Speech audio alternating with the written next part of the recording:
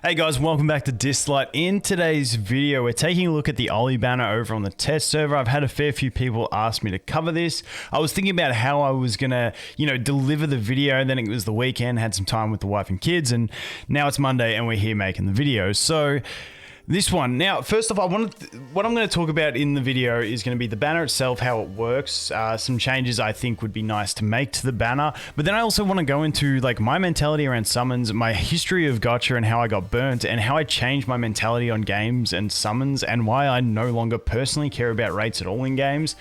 But yeah, like the first thing I want to say is, I see a lot of angry people, and I don't like angry communities. It's always bad, and I understand it. But I just want people to stay civil, if possible, by any chance. Now, if you seriously disagree with this banner and you're upset, don't go abusing in Discord and all that sort of stuff. These decisions are not made by one person on the team and all that sort of stuff. So if you really disagree with it, the best way you can show that is by not spending on this banner, in my opinion, because then it's a business at the end of the day. If they don't make any money out of the banner, they're going to go, okay, we've got to change something to get people to spend. Like I said, it's a business. They want to make money.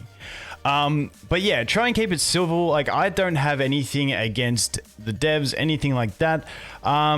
I just think they're running a business, and I think they've gone a little bit too far with this decision personally. So that's the first thing. Just keep it civil.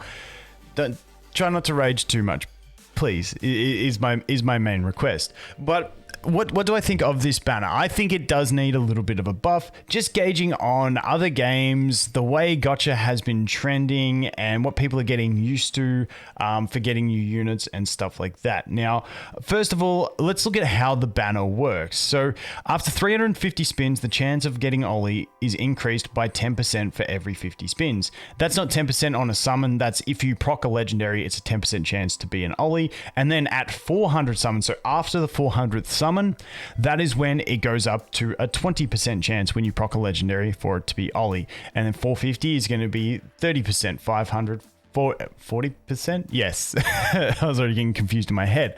But when I do the math on that, and I apologize if my math is a little bit wrong, but that would mean that at 800 summons, after the 800th summon, you are now at 100% chance to get Ollie. So theoretically, and I don't think this would ever happen, but theoretically, someone could get to 800 summons. On that 800th summon, they get a legendary, and they get the 10% chance by that point for it not to be Ollie. Then they don't get another legendary until they're Pitty, and it takes them 920 summons to get a guaranteed Ollie. Now, I don't think that's going to happen. So by people's, like, by saying, like, the Pitty is 920, or people saying 850 or whatever it is, like, I think most people would get it before then, but still it's that chance that you do get burnt super hard. So the other thing that I want to talk about in this game is I see a lot of people comparing it to different gachas. Now, these types of games are a lot different to other gachas. Yes, there is a dupe system, which I personally really don't like the dupe system in this game. I think there should be an item, kind of like a skillymon, that replaces a dupe so you can get resonance on every character.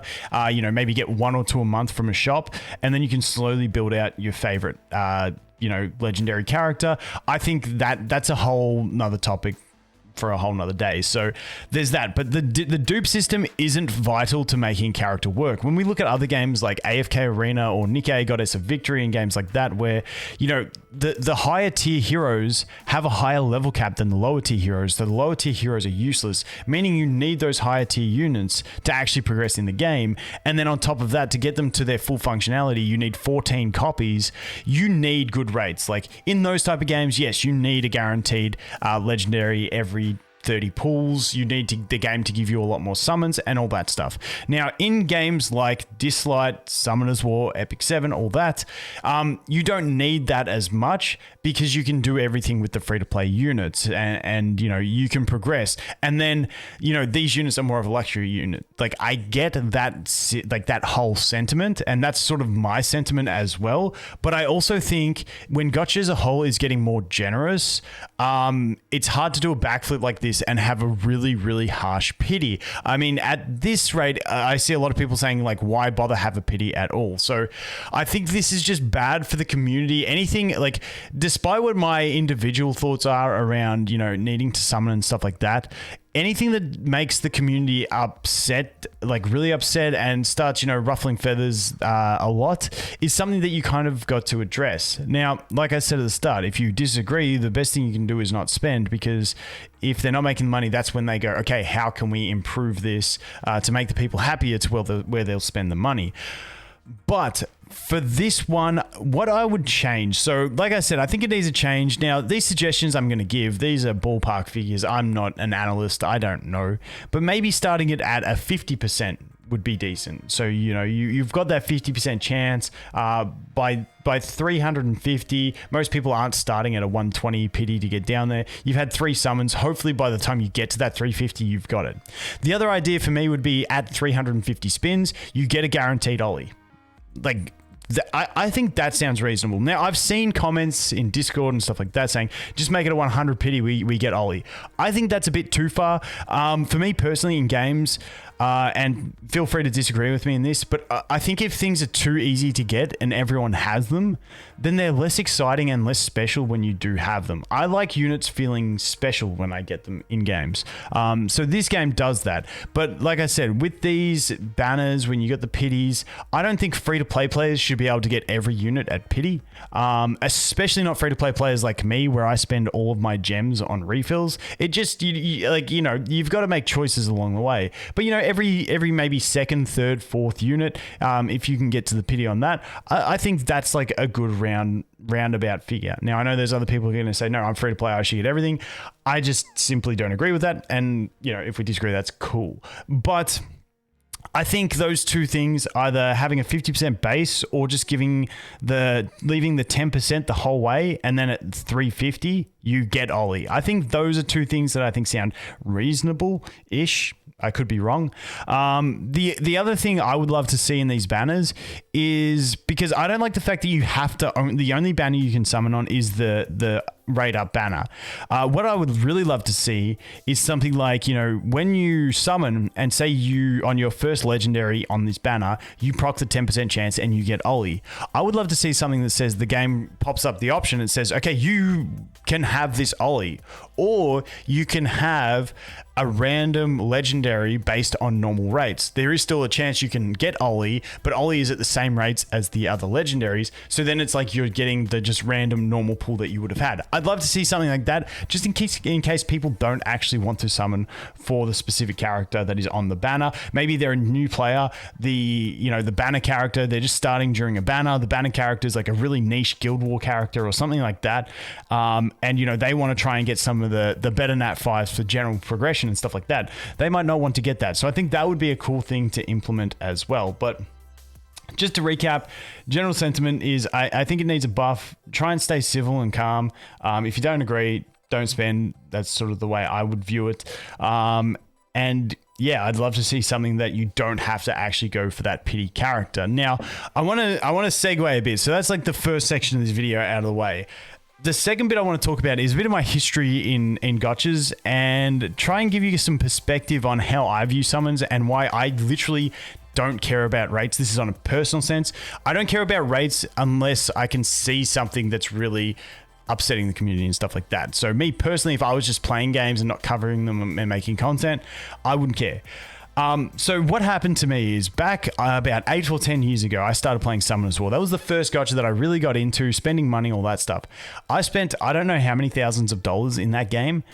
And in like the first few months, I'd spent thousands of dollars. I didn't get a nat 5. Back then, Summoners War had 0.6% drop rates and it had no pity. So I was devastated. Then my mate who was playing with me at the same time was free to play. He summoned 3 nat 5s, one of them being an LD nat 5, which you only got 2 LD scrolls per month. And it was a 0.6% chance off those scrolls to get a nat 5. Like, that was ridiculous. And he was free to play and he got that. I'd spent thousands, had nothing. And then I finally got a nat 5 and it was like a niche Guild Wars unit that was used to counter revive teams. Kind of like Hercules in this game. And I was just like, wow, that sucked. So from that experience, I just don't spend money in games on summons outside of, creating videos and, spending money on summons to make a fun video or something like that. That's the only time I spend money on summons. Other than that, I will buy the odd stamina pack. For instance, in Dislyte, people always say in my comments that, yeah, he's just a whale. On my main account, I've spent $10 on a 10-day stamina pack at the start of the game. And then on my free-to-play account, I haven't spent anything. So cumulatively across my 2 accounts on Dislyte, I've spent $10. That is just me personally, because I enjoy games with like more when I don't spend. I like having less and having more of a challenge. Like for instance, on my main account where I've got some luxury units, I'm actually enjoying progressing more on my farmable account where I'm only using farmable units because it feels like more of a challenge. So that is the way my mentality goes. And I don't know if that can help you look at games and go, okay, make the most of what I've got. And then other things are a luxury unit, because I think people fall into the trap of, I need this unit in the game.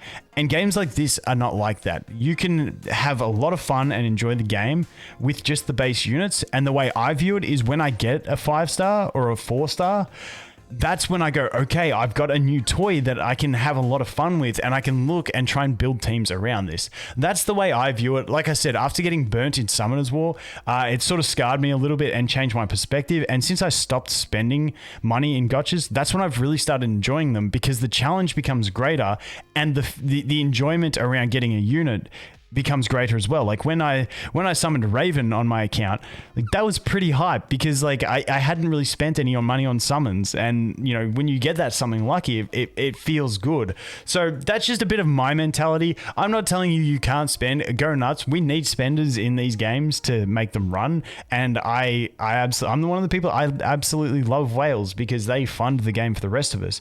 But when I look at it from a personal standpoint of enjoyment, I actually enjoy games more without summoning and not stressing about rates. So that's just my view personally.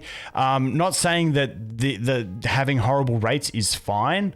I'm just saying if you can sort of get that sort of thought in your head, and maybe it won't stress you as much, because a game can still be good but have bad rates. And if we leave feedback and, you know, like I said, people, you know, don't spend on the banners, then they'll get that feedback more harshly, and then they'll adjust things, and then we can get the better rates, and then it all flows on. But me personally, don't really care about rates, but I can see like objectively when a banner just looks really harsh like this one, and I think it needs to change. But anyway, I hope that helped a little bit. I don't know, it was a bit of a ramble, but moral of the story is I got bloody burnt in Summoner's War so bad. It's actually painful thinking about it.